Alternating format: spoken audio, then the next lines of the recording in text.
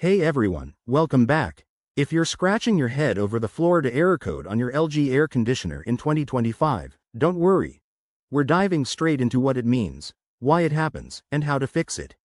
This error code typically signals a problem with the unit's communication system or a potential issue with the indoor unit's sensors, like a faulty connection or a drainage problem. It's LG's way of telling you something's not quite right, and ignoring it could lead to bigger issues down the line.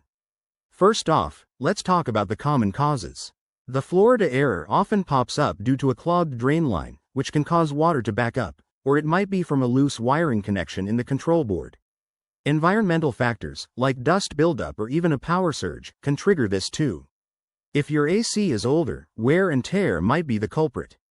Now, for the good news. Most of the time, you can troubleshoot this yourself. Start by turning off the unit at the circuit breaker and unplugging it for about 5 minutes to reset it.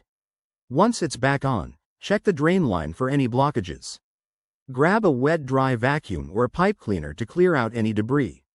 While you're at it, inspect the filter and clean it if it's dirty, as that can sometimes mimic this error.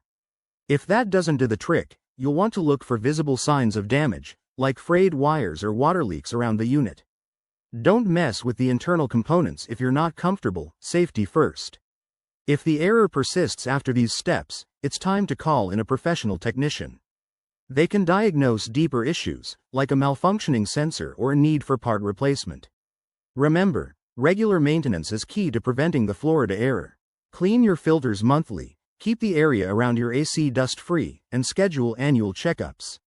That way, you can keep your home cool without any hiccups. Thanks for watching, and if this helped, hit that like button and subscribe for more home appliance tips. Stay cool out there.